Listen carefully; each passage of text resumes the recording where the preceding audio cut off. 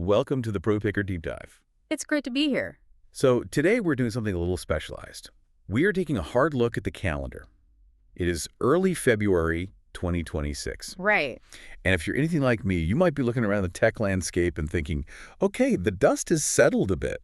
We aren't in that initial breathless hype cycle of 2023 or even 2024 anymore. Right. We've moved past the novelty phase. That phase where just seeing a computer write a haiku was, well, it was a magic trick. Yeah. We are way, way past that. Exactly. It feels like we're in the middle of a massive gut check for the entire industry. I mean, we've got stock market fluctuations, we've got new players disrupting the old guard, and maybe most importantly, the technology itself feels different. It feels heavier. Heavier is a great word for it. It's substantial now. It's the shift from potential to infrastructure. That's really the theme of early 2026, I think. We are witnessing this transition from what we used to call chatbots, those passive text boxes you talk to. Right. You give it a prompt, it gives you a thing back. Yeah. End of transaction. Exactly, to agentic AI. And these are active systems that actually go out and do the work for you. It's a whole different paradigm. And that is a huge distinction we need to unpack today. Because while everyone on Wall Street is talking about bubbles and PE ratios, the actual software, the science, the physical machines, they fundamentally changed. You really have. So our mission today is to deliver a State of the Union for AI in 2026. We're going to look at the hardware running the show, the models doing the thinking, and the robots, yes, actual robots, that are starting to move into the physical world. It's a full stack analysis, from the silicon to the software to the steel. I love that. Me too. Let's start at the bottom of the stack, the silicon, or as some analysts are calling it, the central bank of compute. We have to talk about NVIDIA. You can't have any conversation about the global economy in 2026 without talking about NVIDIA. I mean, they reached a valuation that's just hovering around $4 to $4.5 trillion. Which is just a staggering number. It's larger than the GDP of most G7 nations. It is. But that central bank analogy is really, really apt. If you think about what a central bank does, it controls the supply of currency that the entire economy runs on. Right. It sets the base rate. Exactly. NVIDIA isn't just selling chips anymore. They are providing the fundamental reserve currency of the digital age, compute power. If you want to run a modern economy, whether you are a bank, a pharmaceutical company, or a movie studio, you need what they're selling. And they aren't slowing down. We spent all of 2024 and 2025 hearing about the Blackwell chips, which were revolutionary. But now, looking at the roadmap for the second half of 2026, there's a new name on the block. Rubin? Named after Vera Rubin, the astronomer who confirmed the existence of dark matter. And it's a fitting name because this architecture is revealing a hidden capacity we really didn't think was possible in silicon just a few years ago. So what are the specs? What are we talking about here? Well, the headline number is 3.6 EFLOPS of compute. Okay, hold on. Let's pause on EFLOPS. We hear floppy S thrown around all the time. We had teraflops, then petaflops, now exaflops. For the listener trying to visualize this, what does 3.6 exaflops actually mean? So FLOP is a floating point operation. Think of it as just one simple math calculation. An exaflop is 1 quintillion of those per second. That's a 1 followed by 18 zeros. Which is still just a big number to me. Give me an analogy. Okay, here's one. If every single person on Earth, all 8 billion of us, did one math problem every single second, it would take us over 4 years to do what the new Rubin chip does in 1 second. That is hard to even comprehend. It really is. And to put it in context with the previous generation, the Rubin architecture is roughly 3.3 times more powerful than the Blackwell architecture we were all marveling at just last year. So it's not a small incremental step. No, this is the pace of this curve. It's not linear, it's exponential verticality. It's just going straight up. And the roadmap doesn't even stop there. They've already teased Rubin Ultra for 2027 and the Feynman architecture for 2028. Right, named after Richard Feynman. They are really leaning into the physics nobility here, which I think is pretty cool. But there's a shift happening in how these chips are being used. Right. Right. It's not just about training the models anymore. We used to hear about these epic training runs taking months and costing hundreds of millions of dollars. The conversation is shifting. That is the single biggest shift in the hardware market for 2026. It's what we're calling the inference wave. For the last few years, the massive spend, all the billions of dollars, was on training. which is like the college education phase for the AI. Perfect analogy. You lock the AI in a digital room with all the books in the world and you just force it to learn. That requires massive brute force supercomputers. But now the AI has graduated. It's out in the world. Exactly. The models are trained, they're deployed, and now millions of people and millions of agents are using them every single second. That is inference. Inference is just the technical term for using the AI. So when I type a question into my phone, that's inference. Correct. And when you have millions of users doing that simultaneously, you don't necessarily need the biggest, beefiest chip that takes 6 months to solve one giant problem. You need chips that are incredibly efficient, low latency, and, well, everywhere. So the hardware need changes from biggest muscle to fastest reflex. That's it. It's a completely different engineering challenge. Which brings us to the challengers. Because for a while, it really felt like NVIDIA was the only game in town. If you wanted AI, you paid the green tax, as they called it, to NVIDIA. Right. But looking at the landscape in 2026, it seems like a Silicon arms race has officially broken out. It absolutely has. And what's so interesting is that the competitors aren't trying to beat NVIDIA at their own game directly. They're not trying to build a better everything chip. They are attacking from very specific angles. Okay, like who? Well, you've got AMD with their Instinct MI325X. They looked at the whole system and realized that for running these massive new models, the bottleneck isn't always the math, it's the memory. Explain that a bit more. Why is memory the bottleneck? Imagine you have a genius mathematician, but they have a really tiny notepad. Every single time they want to solve a part of a big problem, they have to erase the page and write down new numbers. That's memory bandwidth. It slows everything down. So AMD is just giving them a bigger notepad. A massive whiteboard, essentially. They are challenging NVIDIA specifically on memory capacity, which is absolutely critical for these huge reasoning models that need to hold a lot of information in their head at once. Then you have Intel.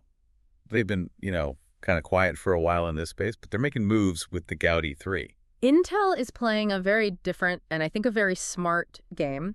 They are focusing on enterprise networking, specifically Ethernet. Ethernet, like the cable I plug into my router. Exactly like that. They're basically saying to big companies, look, you don't need to build a bespoke proprietary supercomputer from scratch.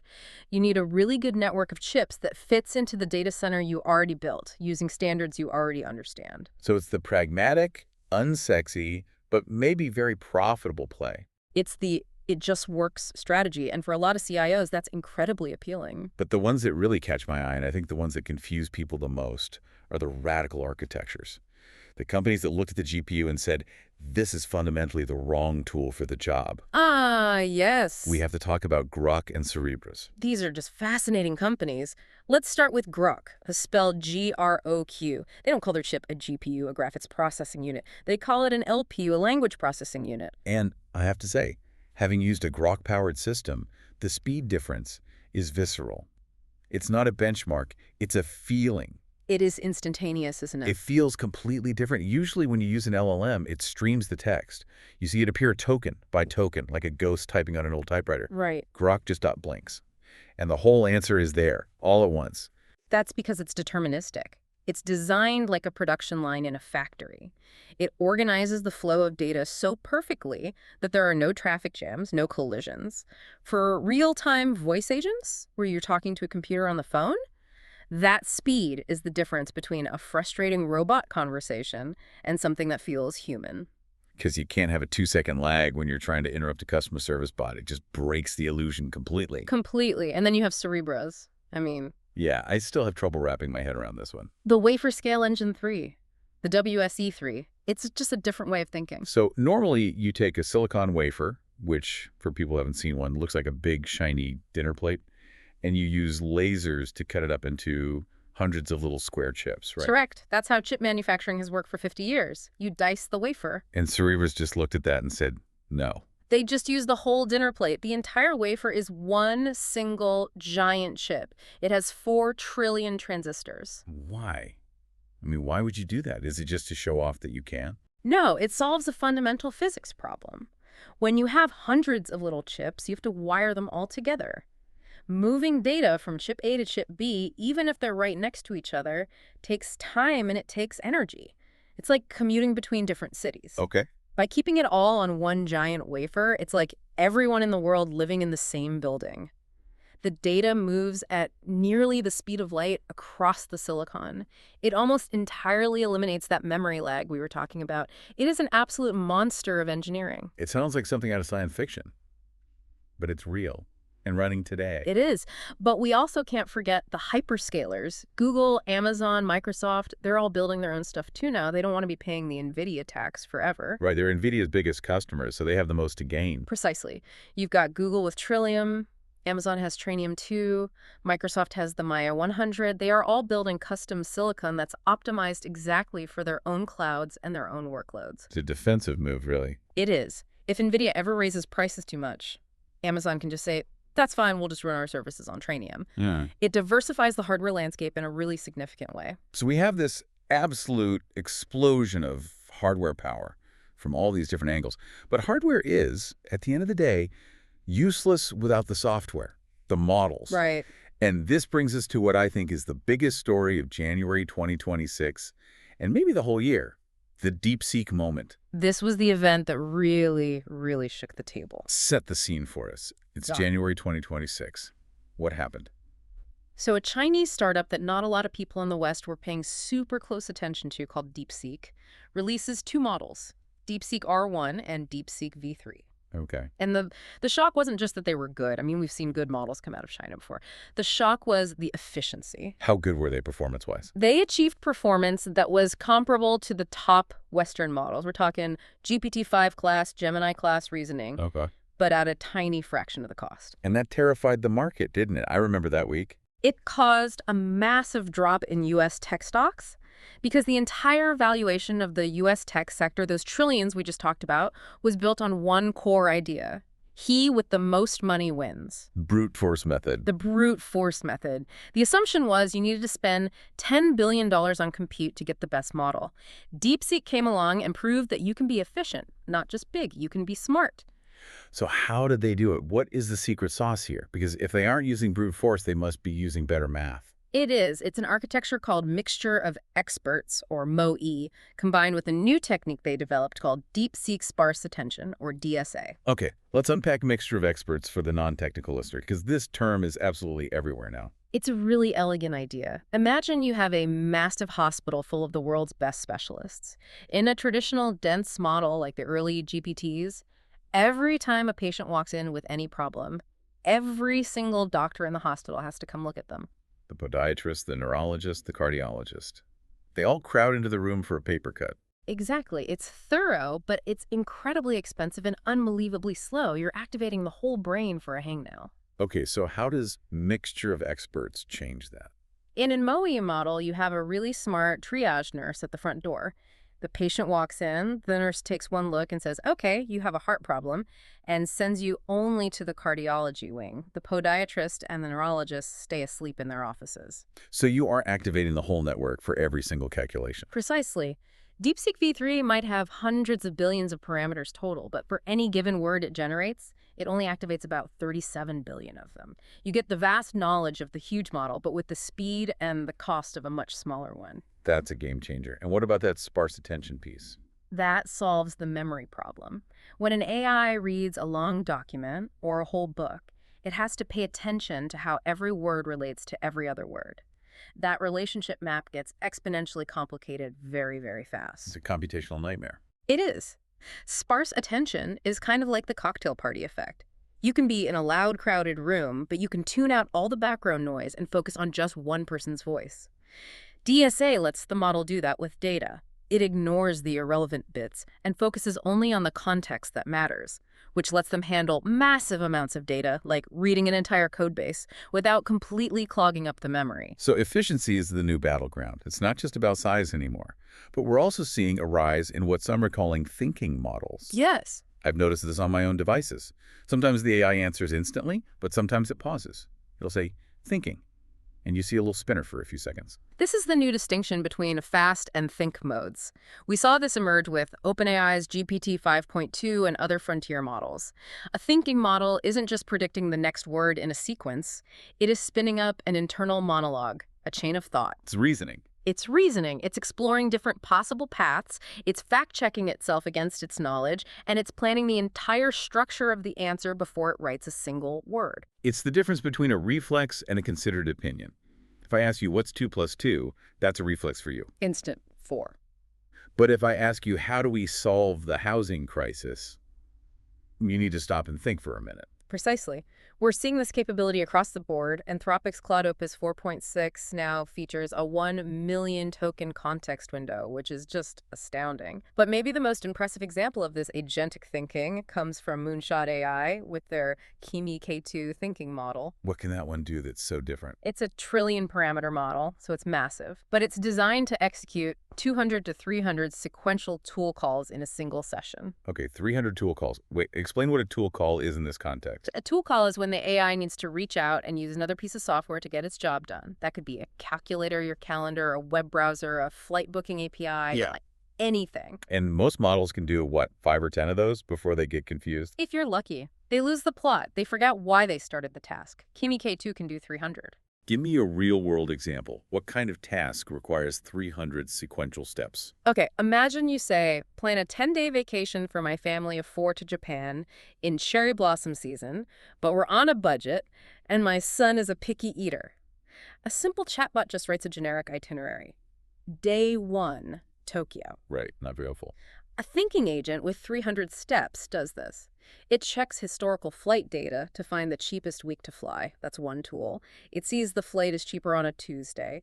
It then checks the weather history for that week in Tokyo. That's another tool. It goes to a hotel booking site. It checks availability. It realizes the best hotel is a bit far from the train station. It opens Google Maps to check the walking distance. That's 4, 5, 6 steps already. Then it starts reading restaurant reviews for that neighborhood, specifically looking for places that mention kid-friendly or have simple noodle dishes. And it's cross-referencing all of this with the budget I gave it and my personal calendar to make sure I'm not missing a board meeting. It does that loop hundreds of times to build a perfect, optimized, actually bookable plan. It holds that entire complex logic chain in its head without forgetting why it started. That is actually useful. That's a real assistant. And it's also somewhat terrifying. But it brings up the question of access. Is this kind of power all locked away in proprietary vaults? Do I have to pay OpenAI or Google or Moonshot to get this? Well, that's the other shoe that's dropping in 2026. The line between proprietary and open source is getting blurrier by the day. How so? Meta shocked everyone when they released Llama 4 back in April of 2025 with a 10 million token context window. That democratized access to massive context. And now, the best open models are effectively catching up to the frontier models from a year or two ago. You can run incredibly smart models on your own hardware, on your own infrastructure now. Here's just the perfect segue to our next section. We've got the hardware, we've got these efficient thinking models, but what are they doing with all this power? Yeah. We mentioned agentic AI earlier. Let's define that shift properly. How is an agent really truly different from a chatbot? A chatbot waits for you. It's passive. It's a reactive tool. You type, write me a poem. It writes a poem. It stops. The transaction is over. An agent is proactive. It completes a workflow from start to finish. It's about the outcome, not just the text. Exactly. An agent doesn't just write the email for you. It plans the project. It writes the code for the project. It writes the tests for the code. It runs the tests, finds bugs, fixes them, and then deploys the finished code. Wow. And we aren't just talking about one agent doing all that. We are moving toward multi-agent systems. Orchestration, that's the buzzword. Right. Think of it like a construction site. You don't want the plumber doing the electrical work, and you don't want the electrician framing the walls. In a multi-agent system, you have a specialized coder agent, a reviewer agent, a security agent, a project manager agent. And they talk to each other. Yes. The human gives a high-level goal. Build me an app that does X. The coder agent writes a first draft of the script. It passes it to the reviewer agent. The reviewer reads it and says, hey, there's a bug on line 40, and this isn't very efficient. The coder fixes it. Then the security agent chimes in and says, wait a minute, this isn't encrypted. You're exposing user data. They argue, they iterate, they fix it, and then they present the final working product, all without the human typing another line of code. That feels like a digital management layer. It is management, and companies are building for it. NVIDIA has a suite of specialized models just for this called Nemotron 3. These are models designed specifically to function as these specialized workers in a digital factory. But for an agent to be useful, specifically for me or my business, it needs to know me. It can't just be a blank slate every time I open the app. If I hire a human assistant, they learn my quirks over time. That's the context revolution we're in the middle of. We are moving toward what some are calling perfect memory. If you hire a human assistant, they learn your preferences over months. They know you hate 8 a.m. meetings. They know the entire history of the project you worked on last year. AI agents are finally getting that persistence. Their memory doesn't just reset when you close the window. Digital twins seem to be a part of this too. I saw notes in our research about digital twins in clinical trials moving from a pilot phase to actual practice in 2026. That's a huge application of this persistent context. Instead of just testing a new drug on real patients immediately, which is slow and risky, you simulate the entire trial using digital twins. These are highly detailed, dynamic models of human physiology or entire patient populations. You can test 1 million variations in a week. It speeds up the process immensely and makes it safer. But this autonomy brings risks. I wanted to ask you about that. If we have these agents running around doing 300 tasks in a row, talking to other agents, what happens when they go off the rails? What happens when the reviewer agent gets lazy or the coder agent decides, for some reason, to delete the entire database? It's a huge concern, and it's leading to this fascinating and slightly disturbing new field of research. There was a paper that came out recently that's been making waves called Psychopathia Machinalis by a pair of researchers, Watson and Hassami. Psychopathia Machinalis. It sounds like a sci-fi horror novel from the 1800s. It reads a bit like one. They created a formal taxonomy of 32 different ways AI can go rogue. Things we've heard of like hallucinations and misalignment, but also more subtle things like strategic deception or psychoancy, where the AI just tells you what it thinks you want to hear. So what's the solution they propose? This is the wild part. They propose something called therapeutic robo-psychological alignment. Therapy for robots. Essentially. Instead of just trying to reprogram the AI with hard code, the idea is to use automated feedback loops, which are a bit like therapy sessions, to gently align the AI's behavior back to the human's intent. It treats the misalignment not as a bug, but as a psychological condition of the model that needs treatment. That is wild. But I guess it makes a strange kind of sense. If they're designed to model human reasoning, it stands to reason they might develop human-like pathologies. Precisely. If you build a brain, you have to be prepared for it to get sick. Okay, let's switch gears from the internal mind of the AI to how it perceives the world. Multimodality. I think it's safe to say 2026 is the year AI video went fully mainstream. Oh, absolutely. We've been seeing AI images for a while now. Mid-Journey, Datey, that's old news. But video was always a bit janky. It was glitchy. People would grow extra fingers. Faces would morph into spaghetti. The uncanny valley was a chasm. It was. But now we have the video generation wars. Who are the main players in that war? It's a very crowded field. You have OpenAI with Sora 2, Google has Veo 3, the Chinese tech giant Kuaishou has Kling 3.0, and then you have the specialists like Runway with Gen 4.5 and Luma with their Dream Machine. And the capabilities have just jumped. Leapt, we are talking about 4K resolution, native audio that actually matches the video action, and lip syncing that, for the most part, actually looks real. I saw a comparison test mentioned in the deep dive sources, the Tokyo Alley test. Can you walk us through that? It seems to be the standard benchmark now. It is. The prompt is always some variation of a young woman in a vibrant emerald coat walking through a rainy, neon-lit Tokyo alley at night. It's a great test because it has everything. You've got complex reflections in the puddles, diffuse lighting from the neon signs, the physics of the fabric movement, and crucially, the consistency of the human face. So how did the top models compare on that test? Well, it really highlights the different personalities of the models, which is fascinating. Kling 3.0, the Chinese model, was praised for what they call multi-shot capability. It can keep the subject perfectly consistent, the same woman, the same coat, across different camera angles, like a real movie. So it can do a wide shot, then a close-up, and it's the same person. Exactly. Reviewers said it had an Asian art house aesthetic, very cinematic, very moody. And Google's Veo. Google Veo 3 went for hyper-realism. It looks like a shot from a high-budget Netflix documentary. The detail was incredible. But it still had some of those classic AI logic glitches. There was one famous generation where the camera zoomed in on some cherry blossoms, and halfway through the zoom, they just vanished. popped out of existence. So it's not quite a world simulator yet. Not quite. And then you have Sora 2, OpenAI's model. Its strength is its physics engine. It models the physical world incredibly well. The rain hits the ground correctly and splashes. The reflections in the puddles obey the laws of optics. It feels grounded in reality, even if the aesthetic isn't always as cinematic as claimed. But we still have the uncanny valley, right? It's not perfect yet. No, not yet. It's getting shallower, but it's still there. You still see slightly robotic walking gaits. Sometimes the eyes glitch out or just look dead. But the gap is closing so fast that for many commercial applications, marketing videos, B-roll footage, product explainers, it's already good enough. And multimodality isn't just about making movies. On the enterprise side, it's about the AI seeing and hearing. Continuous perception. This is the other side of the video coin. Imagine an AI monitoring 100% of the interactions in a call center, not just listening to the audio, but watching the agent's screen usage to see where they're getting stuck. Or an AI watching a factory floor for safety issues in real time. It's not generating video, it's understanding the video stream constantly, 24/7. That brings us out of the screen and into the real world. Physical AI, the rubber meeting the road. Literally, in the case of autonomous vehicles. But 2026 is what many are calling the great validation for self-driving cars. The tech is finally maturing out of test zones. I keep hearing about Waymo's expansion. It seems relentless. Waymo is on a tear. They're doing 400,000 driverless trips a week now across their existing cities, and now they're expanding to Boston and Sacramento. Boston, that's brave.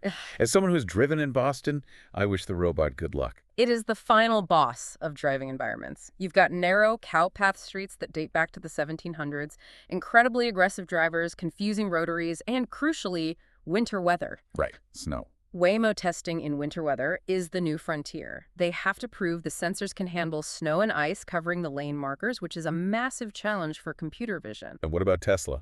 CES 2026 was a really big moment for them. It was seen by many as a validation chamber for their vision-only strategy. For a long time, critics said you absolutely need LiDAR and radar, those expensive spinning laser buckets you see on the roof of other AVs. And Tesla bet the farm on just cameras and a powerful AI. They did. The consensus seems to be that the strategy works, and they are scaling it. But the critics still argue that while the strategy is valid, the rest of the industry has a 12-year lag behind where Tesla is on collecting the real-world driving data needed to make it robust. It's not just cars, though. The other side of physical AI, robotics, seems to be having a major moment. And I was surprised to see Apple entering the chat here. That's a major rumor that's basically solidified into fact at this point. There are widespread reports of an Apple tabletop robotic companion planned for a 2027 release. A tabletop robot, what does that even mean? Like a smart speaker that looks at you. Think of it as an iPad on a very sophisticated robotic arm that can track you around the room. It could facilitate FaceTime calls, but it could also help you in the kitchen by showing you recipes and physically turning to face you as you move from the counter to the stove. And they're working on more. Yes. A full mechanical arm, codenamed T1333. It signals that Apple sees the home as a robotic space, not just a static screen space. And it's all tied to a major Siri overhaul, codenamed Linwood, that's finally based on modern LLMs. And NVIDIA's here too, of course. They're everywhere. Always. With NVIDIA Isaac, their goal is to be the operating system for all robots. Whether it's a humanoid robot in a factory or a small delivery bot on the sidewalk, they want it running on NVIDIA chips and their Isaac software platform. It's fascinating how physical AI brings the processing to the edge. You can't have latency when a robot is about to fall over. Exactly. It has to be zero latency. The processing has to happen on the device. If a robot trips, it can't send a signal to a server in Virginia and ask, what do I do? Yeah. By the time the answer comes back, it's already on the floor. Let's move to a sector where this intelligence is, without exaggeration, saving lives. Science and healthcare.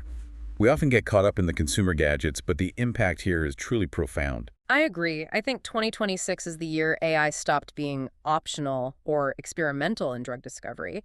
It is now central to the entire process. And do we have a concrete win on the board?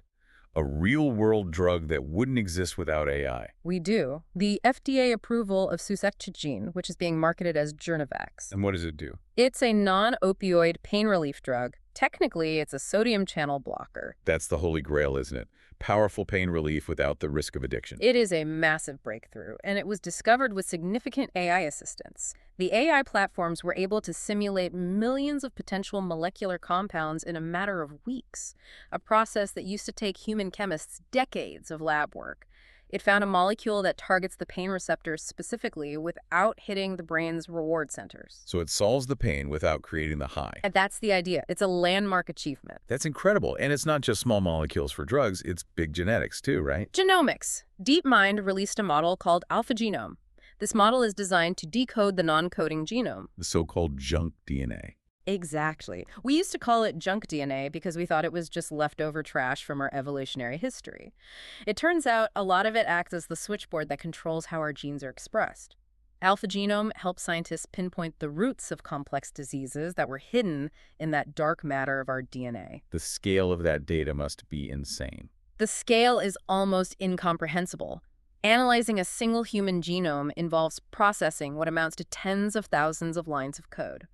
When you do that for entire populations to find patterns, the studies generate 15 times more data than all of YouTube. 15 times more data than YouTube. Yes, per study. It is the single biggest data problem humanity has ever faced. And that right there explains why we need all those NVIDIA and Cerebras chips. It's all connected. The biological revolution is being powered by the silicon revolution. And what about in the operating room itself? Robotic surgery is getting smaller and more accessible. We're seeing new systems like MISO. These are miniaturized robots that can fit in standard operating rooms. You don't need to build a special giant cathedral of surgery to house them anymore. And brain-computer interfaces, BCI. Right, connecting the brain directly to the machine. We're moving from purely experimental to practical application.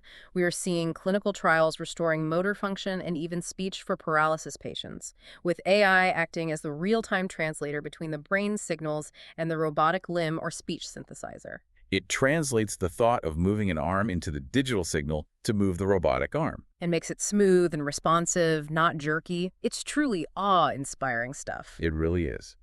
But with all this progress, we have to talk about the human cost, the impact on us, jobs, regulation, the economy. What does the job market actually look like in February 2026? It's complicated. I think the best way to describe it is a low-hire, low-fire environment. So nobody's getting fired, but nobody's getting hired either. Roughly, yes. Companies are holding onto their existing talent, but they are very reluctant to expand headcount. Tech job postings overall are down 34% compared to pre-pandemic levels. That is a massive contraction. But there's a catch. There is, a huge one. While overall tech jobs are down, AI-related job postings are up 45%. So it's a great reshuffling. If you know AI, you're golden. If you don't, you're in a tough spot.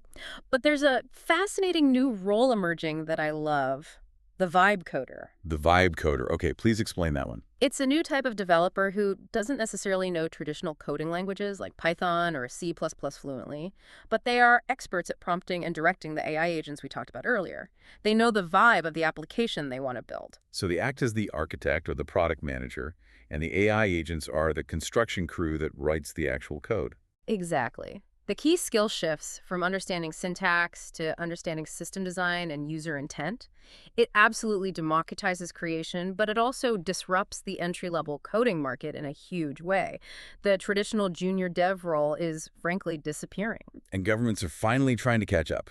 Regulation is starting to have real teeth in 2026. It is. The EU AI Act is fully enforceable now, and it's not trivial. It outright bans what it calls unacceptable risk systems, things like government-run social scoring or emotion recognition in schools and workplaces. And how does that compare globally? We are clearly living in a three-rule-book world. You have the EU with its strict rules focused on privacy and safety. You have the US with a patchwork of state laws and federal guidelines focused more on fostering innovation. And then you have China with its own very strict state-controlled regulations. And the tension between those rule books is real. I saw that DeepSeek was banned by the US Navy, right? Yes, due to security concerns over its origin. The geopolitical divide is hardening into a technological divide. You have a Chinese tech stack and a Western tech stack, and they increasingly do not talk to each other. Which brings us back to the money. The big question everyone is asking, is this a bubble? I saw a stat that just blew my mind. 92% of U.S. GDP growth in the first half of 2025 came from AI infrastructure investment. That sounds incredibly lopsided. It is extremely concentrated. It's a massive capital concentration risk. The entire economic growth story is being propped up by a handful of companies. Microsoft, Meta, Amazon, Google, buying billions of dollars of chips from one company, NVIDIA. So if they stop buying, or even just pause, If the hyperscalers pause their spending, even for a single quarter, the hardware market corrects violently. It's a very tall table standing on just four legs. yeah, If one of those legs buckles, the whole thing wobbles. and you have this weird adoption gap on the other side. It's a huge problem. The latest surveys show that only about 43% of workers regularly use AI in their jobs. And maybe more worryingly, 40% are classified as actively disengaged. They're opting out. They're actively trying not to use it. They are. So you have trillions of dollars in infrastructure being built for a technology that almost half the workforce is trying to ignore. That's the core tension of 2026. Wow.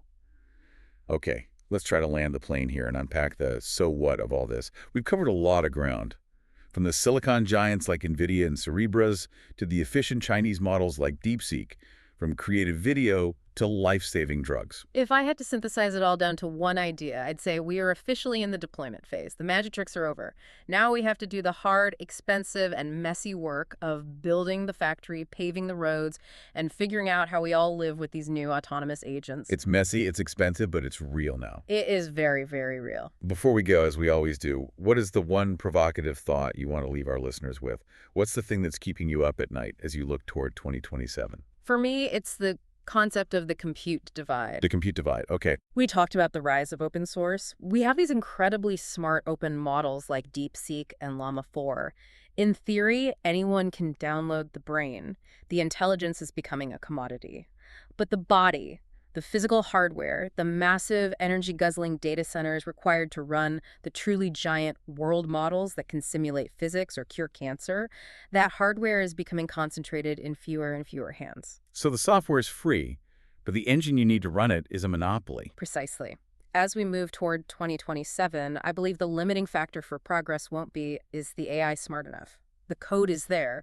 The question is going to be, do you have the energy permit and the billion-dollar GPU cluster required to let it think? So we could find ourselves in a world where intelligence is abundant, but the ability to apply that intelligence at scale becomes a luxury good, controlled by a tiny handful of corporations. That is the risk. The brain is open source, but the food to power it is not. That's the challenge of the next decade. That is the very heavy thought to end on. Intelligence is a luxury good. It is. Well, on that note, thank you for joining us for this State of the Union. It's a brave and complicated new world out there. Thanks for having me. It was a great conversation. And thank you for listening to the Pro Ticker Deep Dive. We'll catch you next time.